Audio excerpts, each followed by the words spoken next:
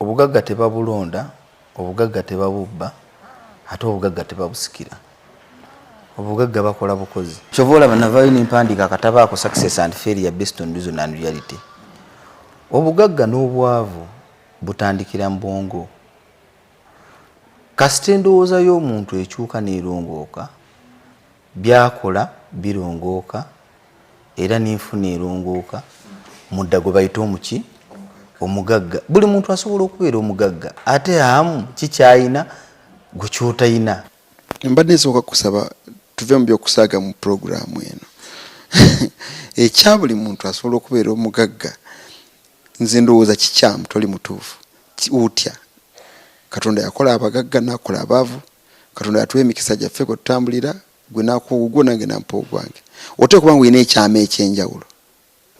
Aye endowooza nfu nnyo, era endowooza eyo yeesinze okuyimirizaawo obwavu mu mitima gy'abantu ne mu birowoozo, oluvannyuma n'esaasaana ne mu ggwanga. Kituufu nnyo ekikulemberwa ebintu byonna mu nsi kiri kimu, kusaasira kwa Allah. Ye Katonda asalawo naawe oyo gw'aba ayagadde. Ne Katonda yatuteeka ku nsi, kyova olaba ne mudda alitupanishinga judgment ku bibi n'ebirungi bye tuba tukoze.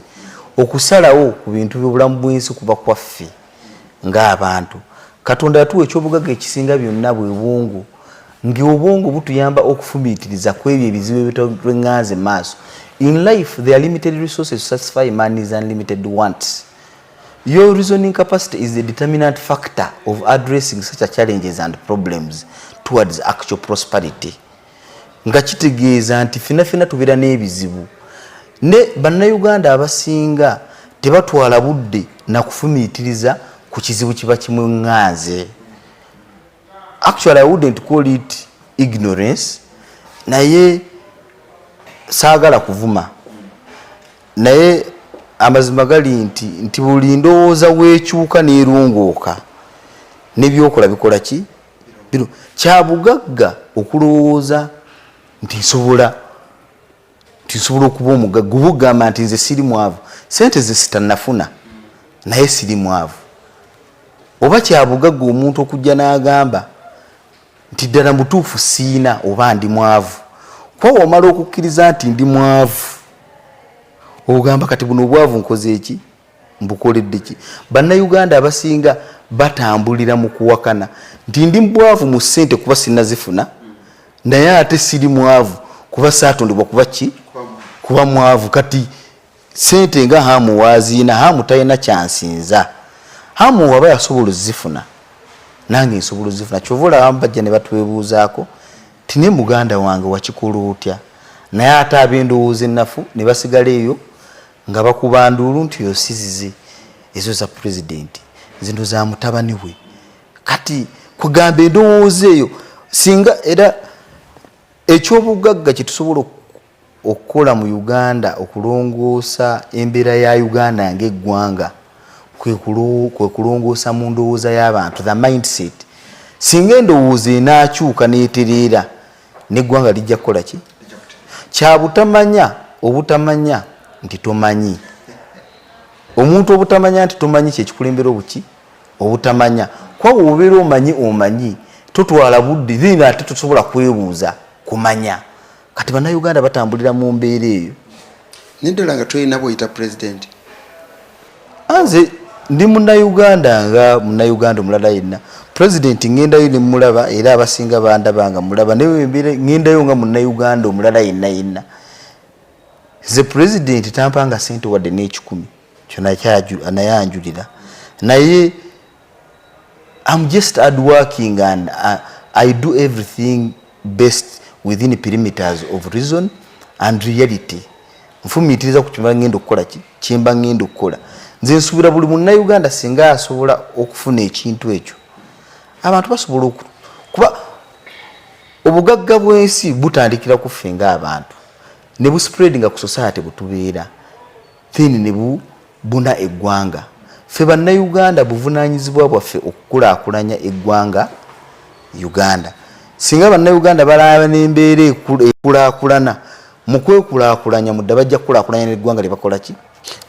Akakadde akasooka wakola ki okufuna akakadde miliyoni esooka? oba 10 oba 2 ezasooka.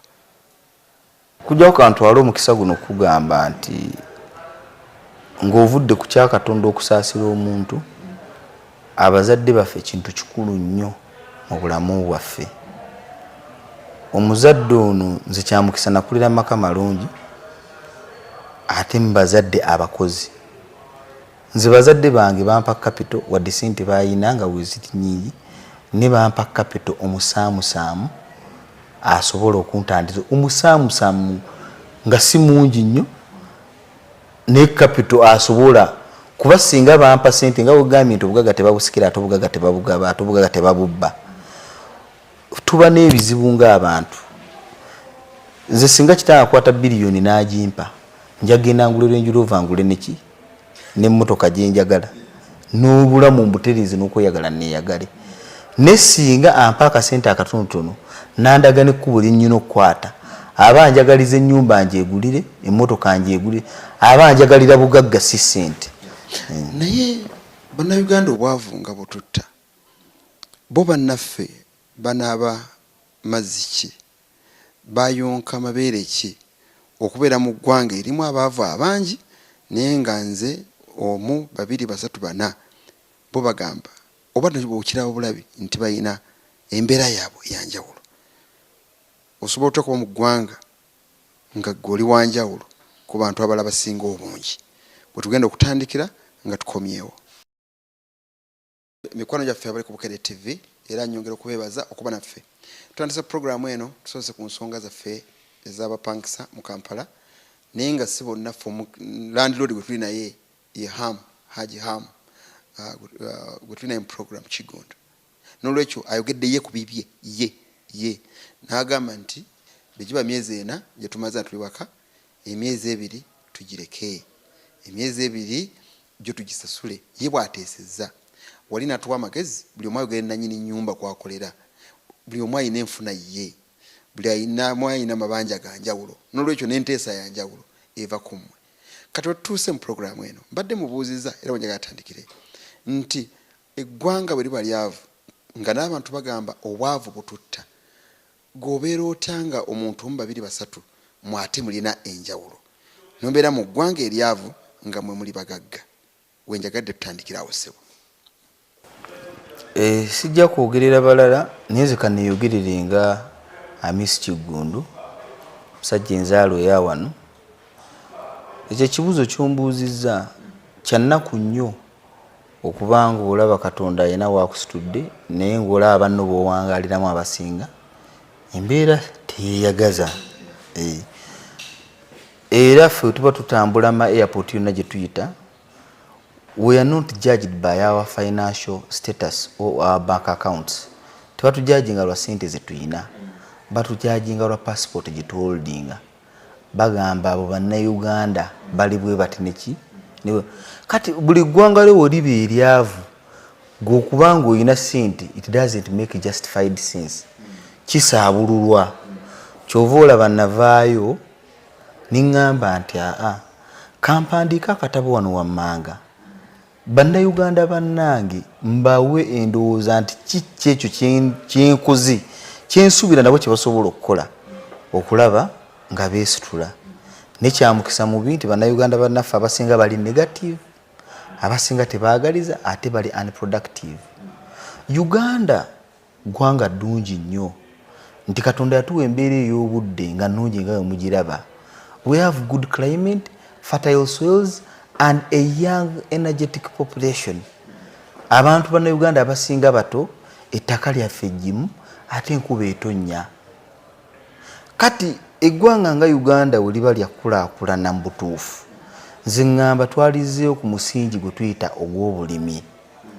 Era nze kyova olaba wadde bino ebizimbe mbizimba naye na projekiti empya eno gy'olaba nti Agro Industries nga tugenda into agro processing, nga tugezaako okulaba nti twongera value ku birime bya bannayuganda okutwaliza wamu ocreatinga demand y'ebintu bino tubitunde mu mawanga ag'ebweru, mawanga agatulinaanye, as well as tukole kye tuyita import substitution. tukendeeze ku ssente zetubadde tufulumya mu ggula ebintu ebyebweru ng'emu tusobola okukola ki obikolera wano. Ekyo mudda tubeera tulongoosezza mu nsawo z'abannaffe bannayuganda.